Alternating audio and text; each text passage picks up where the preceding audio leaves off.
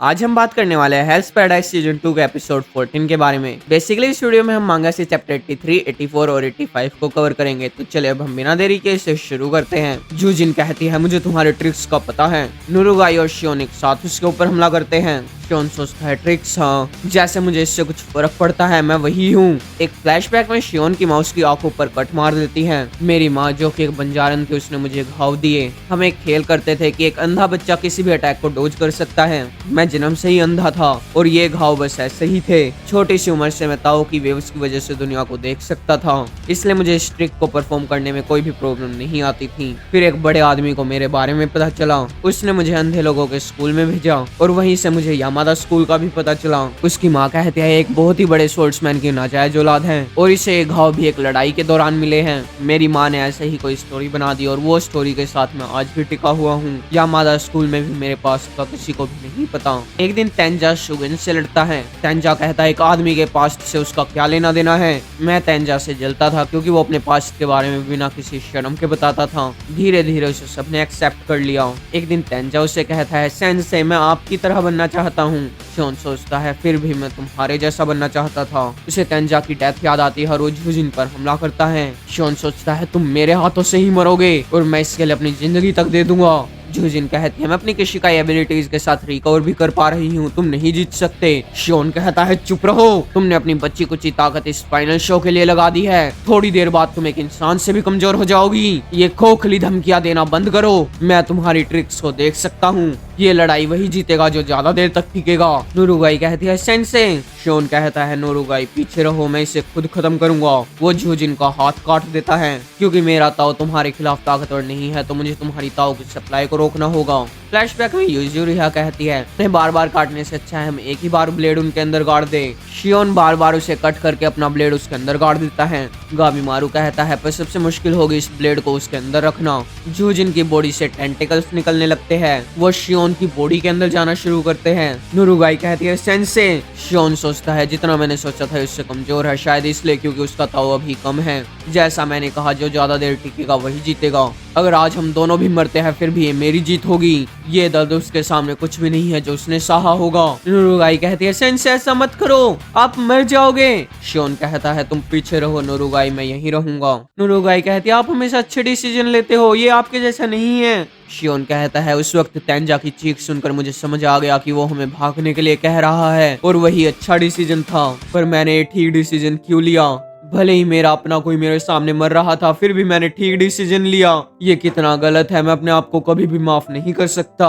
इन आंखों से आंसू नहीं आते इसलिए मैं सिर्फ यही कर सकता हूँ। वो टेंटिकल्स और उसके अंदर जाने लगते हैं। शियोन कहता है यहाँ से चली जाओ। नुरुगाई वहाँ से भागना शुरू करती है। वो भागते भागते सोचती है सेंसे मैं भी ऐसा ही फील करती हूँ। जब मैंने उन लोगों को खोया जिनसे मैं प्यार करती हूँ तो मैं खुद को माफ नहीं कर पाई। क्या मुझे जिंदा रहना चाहिए या फिर मर जाना चाहिए। उसे भी तेंजा की मौत याद आती है। जब ही नुरुगाई खड़ी हो जाती है वो किसी को देखकर रोने लगती है। वहाँ पर तेंजा की स्पिरिट थी जो कि उसे ब्लेड दिखा रही थी। नुरुगाई रोने लगती है तेंजा सेंसे वो वहाँ पर। तेंजा कहता है बस इतना ही, फिर तो तुम्हें पता है ये तुम्हें क्या करना है। वो ब्लेड लेकर वापस सैंक्टम की तरफ दौड़ती है। जब तक तुम ठीक से एक्सप्लेन नहीं करते मैं यहाँ से नहीं जाऊंगी। शियोन सोचता है मैं कुछ भी नहीं सुन पा रहा। जो चीज मुझे महसूस हो रही है वो मेरी खुद की जिंदगी है जो कि धीरे धीरे जा रही है। उसे टेंटिकल्स ने पूरा घेर लिया था, पर इससे पता चलता है कि जो मेरा हमला था वो इफेक्टिव था। तेंजा आखिरकार जब भी वहाँ पर नुरुगाई आकर उसे वहाँ से हटा देती है, वो सारे टेंटिकल्स को हटाकर उसे गले लगा लेती है। शियोन कहता है तुम क्या कर रही हो। मैं आपको गले लगाकर आपका ताओ रिस्टोर कर रही हूँ। शियोन कहता है कि यंग लड़की को ऐसे किसी को भी गले नहीं लगाना चाहिए, इसलिए इसे रोक दो। नुरुगाई कहती है अब ये हुई ना सेंसे वाली बात। नुरुगाई कहती है देखो वो भी तक नहीं मरा पर वो काफी स्लो रीजनरेट कर रही है, इससे रिकवर होने में उसे पूरा दिन लग जाएगा। शियोन कहता है इसलिए हमें उसे अभी मारना होगा। नुरुगाई कहती है नहीं, इसलिए हमें इसे यहीं छोड़ना होगा।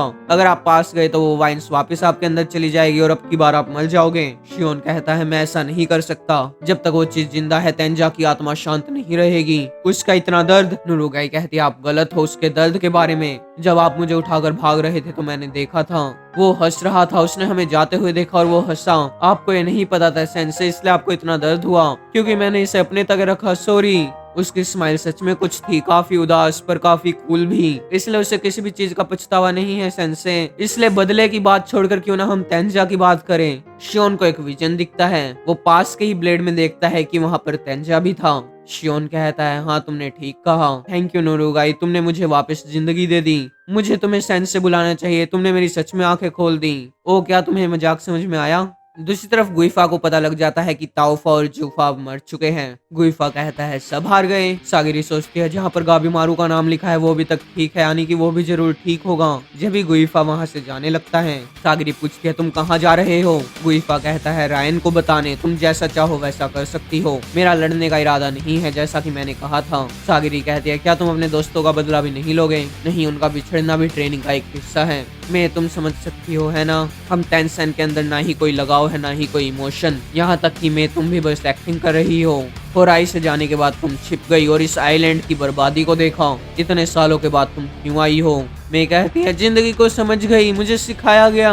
गुइफा कहता है सच में मैं तुमसे जल रहा हूँ। जब भी वहाँ पर बहुत सारी आवाजें आने लगती हैं, सागिरी कहती है ये कैसी आवाज थी। गुइफा कहता है ये तो ठीक नहीं हुआ। वहाँ पर मॉन्स्टर्स की सवारी करते हुए शुगेन और बाकी सब आ गए थे। और ये एपिसोड यहीं पर खत्म होता है।